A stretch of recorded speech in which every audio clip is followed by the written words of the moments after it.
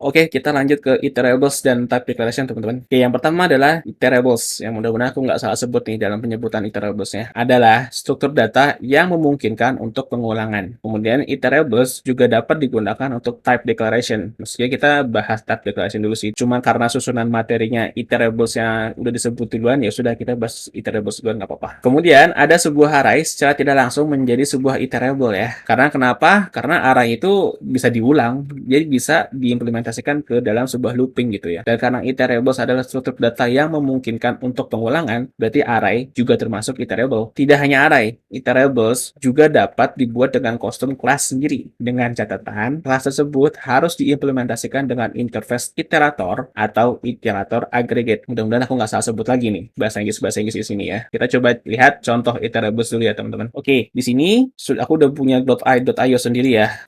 Mungkin nanti growth.io-nya bakal aku share. Jadi teman-teman di sini mungkin nggak perlu ngetik lah. Aku kasih diskon deh untuk video kali ini deh. Teman-teman buka dulu growth.io yang aku share di sini di deskripsi ya. Jadi ada sebuah kelas namanya myIterator ya. Dia itu mengimplementasikan dari interface iterator ya. Kemudian terdapat metode, items, dan pointer. Nah, interface iterator ini tidak kita deklarasikan ya. Jadi sudah ada bawaannya dari PHP itu sendiri. Kemudian terdapat beberapa fungsi yang wajib dideklarasikan ya. Lagi-lagi iterator itu adalah sebuah interface. Yang itu berarti kalau misalkan terdapat function interface yang dideklarasikan di sana, maka wajib ditulis ya. Dan kebetulan di sini sudah semuanya ya yang ditulis. Dan sumber kodenya ini sebetulnya dari Waitress School ya. Teman-teman juga bisa cek Waitress School ke sana. Tapi di sana karena menurutku penjelasannya masih kurang detail, jadi bakal kita coba jelasin lebih lanjut di sini ya. Jadi mungkin ada beberapa sepuh juga yang mampir ke sini ya, dan hampir jarang menggunakan iterables. Jujur, aku sendiri pun belum pernah menggunakan iterables ya, dan aku juga baru tahu ternyata di PHP OOP itu terdapat iterables. Dan menurutku ini sangat-sangat bisa membantu sih kalau misalkan kita terkena sebuah kasus harus melakukan looping lebih dari satu kali atau dua kali, bahkan 3, 4, 5 kali. Keuntungannya iterables adalah bisa kita lihat ya di sini untuk baris yang ke-35 dulu. Untuk baris 34 ini hanya deklarasi iteratornya aja ya. Kemudian 35 kita akan looping iteratornya. Untuk yang for each sebetulnya agak sedikit kurang membantu ya. Kita bisa menggunakan vdata untuk mengakses value-nya dari sebuah array yang kita looping. Nah, tapi dengan menggunakan iterable kita bisa menggunakan metode namanya current ya. Di sini sebenarnya jatuhnya lebih clear sih ya kan. Maksudnya current adalah mungkin current value-nya yang sedang di looping pada saat itu atau yang sedang diulang saat itu gitu ya. Nah, tapi keuntungan menggunakan iterator, misalkan teman-teman terdapat logic yang rumit di dalam looping for each gitu ya.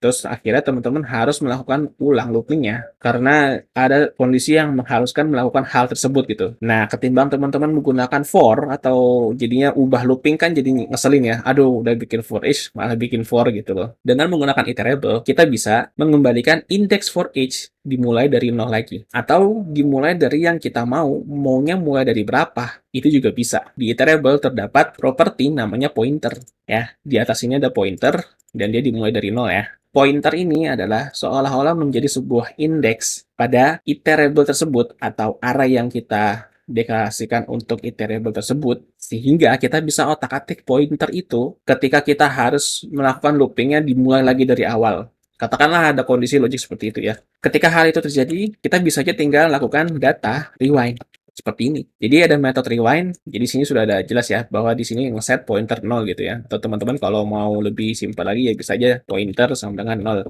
atau enggak pointer sama dengan berapa ya. Teman-teman terserah mau balikin ke loopingnya berapa. Contoh di sini aku coba jalanin ya. Nah, ini aku coba running.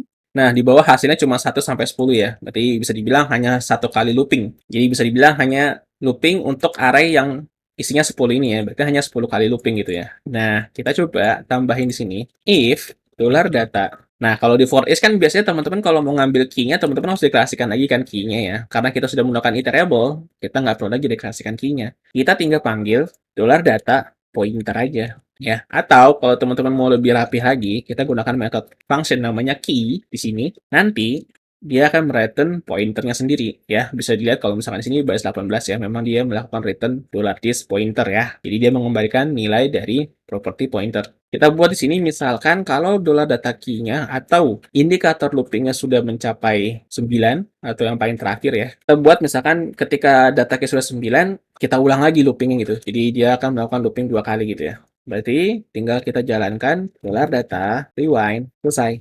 Nah, supaya ini kan sudah di-rewind nih, terus pointernya berubah lagi jadi 0. Supaya value yang pertama atau yang ke 0 itu ke-print, kita tambahin di sini echo $data current. Selesai.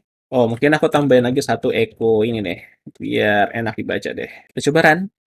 Wah, ternyata overloop ya. Oke, di sini seharusnya kita bikin sebuah tambahan kondisi dulu ya. Kita misalkan tambahin di sini overloop sampai dengan false. Kemudian di sini kita tambahin, oke, udah nge-crash tuh Bluetooth IO-nya. Mudah-mudahan nih orang-orang Bluetooth IO nggak marah nih karena aku contohin yang overloop. Jangan sampai lupa ya teman-teman. Hampir aja, bukan hampir aja, sudah kejadian malah overloop terjadi di sini. Kita tambahin di sini not overloop ya. Ini kalau misalkan belum overloop, dia akan looping sekali lagi ya. Di sini kita buat overloopnya akan berubah menjadi true supaya tidak overloop. Oke, kita coba running lagi. Nah, oke, aman ya. Dua kali looping ya jadinya. Maksudnya dua kali looping dalam satu array gitu ya. Jadi satu array diulang sebanyak dua kali gitu ya. Nah, kita tercetaklah 1 sampai 10 dua kali. Itu contoh untuk yang for each ya. Nah, sebetulnya iterable itu lebih powerful lagi kalau kita menggunakan while ya di sini. Misalkan kita uncomment yang bawah di sini. Nah, ini enak banget ya. Kita nggak perlu menambah atau mendeklarasikan limitnya sampai berapa ya. Jadi di dalam iterable terdapat metode namanya valid. Jadi maksudnya data valid ini adalah ketika array-nya memang masih valid atau masih harus di looping, ya dia akan return true. Tapi kalau misalkan sudah tidak valid atau pointernya sudah mencapai maksimal untuk looping ya, dia akan otomatis berhenti gitu ya. Ya, ini lebih enak. Ini salah satu poinnya kita menggunakan iterable. Lebih mudah dibaca ya. Kita nggak perlu nambahin sini $i plus di sini.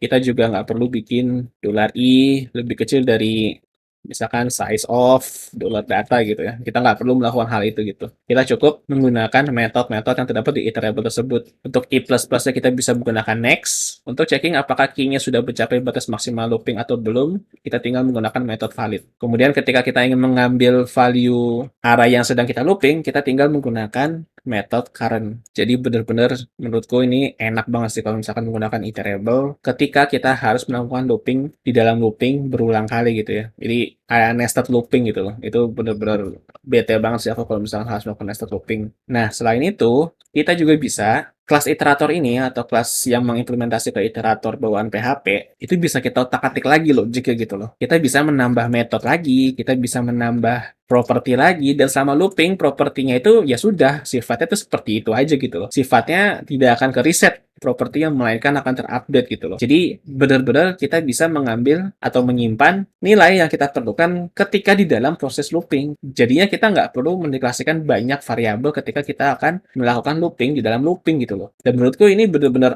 iterable membantu banget sih. Kenapa baru tahu sekarang ya? Jadi ya sudah, sekarang lebih ngerti bahwa ada cara yang lebih baik ketika kita memiliki kasus harus membuat looping di dalam looping dan akhirnya kodenya jadi berantakan gitu loh. Nah, salah satu solusinya adalah iterable ini ya. Jadi kode kita lebih clear dan lebih enak juga dibacanya ya. Mudah-mudahan teman-teman paham nih. Mungkin kalau teman-teman di sini mikir yang masih baru belum pernah pengalaman ngoding, kayaknya iterable merepotkan ya. Ya udah sih bikin looping biasa aja gitu loh. Tapi nanti kalau udah masuk dunia kerja, looping di dalam looping itu tuh bener-bener nyebelin asli nggak bohong. Yang nyebelinnya konteksnya karena kita harus teliti, jangan sampai indeks salah, jangan sampai indeks yang kita tunjuk itu salah, karena nanti kalau salah nilainya ya nanti salah juga ngambilnya. Iya kalau indeksnya ada, kalau indeksnya kagak ada, bisa-bisa nanti kena error lagi dari PHP-nya. Dan itu menurutku merepotkan sih, jadi lebih baik ya menggunakan iterable aja gitu. Kita balik ke slideshow ya teman-teman, kita lanjut. Oke, itu tadi ya untuk penjelasan yang iterable. Sekarang kita lanjut ke type declaration ya. Nah, untuk type declaration adalah sebuah label untuk mengatur sebuah tipe data yang dihasilkan dari sebuah fungsi. Atau bisa juga sebuah tipe data yang akan diterima oleh parameter dari sebuah fungsi. Atau bisa juga sebuah tipe data yang akan diterima oleh properti dalam sebuah kelas. Kita bisa cek dulu di contoh codingan ini ya. Cukup jelas ya teman-teman bisa ngeliat pasti. Nah, di sini ada class base report ya dengan properti dan juga type declaration-nya masing-masing ya. Di sini bisa lihat ada string, integer, dan float. Kalau misalkan teman-teman memberikan nilai yang tidak sesuai, misalkan teman-teman di sini tulis header-nya string, tapi teman-teman kasih integer, dia akan memunculkan pesan error berupa type error ya. Teman-teman cobain aja di Glot.io, aku yakin error juga keluar sih. Nah, di contoh ini ada tanda tanya ya teman-teman di belakang type declaration. Jadi ada beberapa kasus dan aku sering banget memang mengalami kasus ini. Nggak selamanya sebuah properti itu harus langsung kita isi ya. Tapi bisa aja kita kita isi dulu dengan null atau bisa dibilang properti itu nullable gitu loh. Nah, jadi ketika teman-teman ingin membuat sebuah properti dengan type declaration yang nullable, tapi dibikin juga aturannya yaitu menggunakan string atau integer atau float atau lainnya ya, teman-teman bisa cek type declaration PHP ada apa aja di dokumentasinya ya. Kalau dibahas satu-satu nanti kebanyakan. Nah, dia akan otomatis mengatur nilai yang diterima harus sesuai dengan tipe yang sudah dideklarasikan. Kalau misalkan teman-teman paksa di sini deklarasinya float, tapi teman-teman isi misalkan string gitu, nanti dia akan menghasilkan pesan error berupa type error ya. Teman-teman cobain aja di gold.io, nanti akan terasa sendiri. Kemudian mulai terlintas di pikiran kita, lah terus type declaration ini apa? Kok kayaknya merepotkan ya? Jadi sebuah satu properti kok cuma boleh diisi string? Padahal kan di PHP itu boleh ngisi sebuah variabel itu jadi apa aja gitu ya. Nah itu termasuk suatu hal yang nggak bagus ya teman-teman. Lebih bagus lagi memang kita mendeklarasikan sebuah variabel, ya sudah satu variabel itu untuk satu tipe gitu loh. Jangan untuk tipe yang berbeda. Ya, itu bisa juga untuk mengurangi kesalahan sebuah fitur ya ketika kita mendevelop sebuah aplikasi gitu loh. Kenapa bisa begitu? Karena satu variabel itu konsisten. Isinya udah string aja. Nggak mungkin dia bakal berubah jadi integer, nggak mungkin dia bakal berubah float. Nah, itu salah satu keuntungan kita menggunakan type declaration ya. Nggak ada salahnya teman-teman membiasakan diri menggunakan type declaration ya. Ini contohnya kita hanya untuk sebuah properti ya. Bisa juga, jadi kan biasanya kalau di method atau function itu kan terdapat sebuah parameter ya. Nah, parameter itu juga bisa kita kasih type declaration gitu loh, supaya programmer yang lainnya tuh aware, oh ternyata fungsi ini parameternya cuma bisa string, oke kita isi string aja gitu loh. Ya udah jangan diisi dengan tipe data yang lain ya. Jadi itu salah satu keuntungan type declaration ya. Jadi itu ya untuk penjelasan iterables dan type declaration di video ini ya. Kita akan masuk ke video terakhir dan mungkin video terakhir itu akan dijadikan OVA ya karena sudah nggak berkaitan dengan materi ini dan perlu diketahui juga nggak semuanya di sini yang aku share yang aku bagikan di sini tuh udah pasti bener ya, jadi teman-teman boleh banget cek lagi bener nggak sih yang aku sampaikan di sini. Kalau misalkan terjadi ada sebuah kekeliruan atau kesalahan ya silakan koreksi masing-masing ya teman-teman, dan seandainya mungkin kesalahannya fatal ya mohon dimaafkan dan tolong sampaikan di komentar, mungkin nanti akan ada video revisinya ya dan itu akan masuk ke OVA. Jadi special thanks banget ya teman-teman yang sudah mengikuti tutorial ini sampai selesai. Jangan cepat puas dulu dan terus belajar.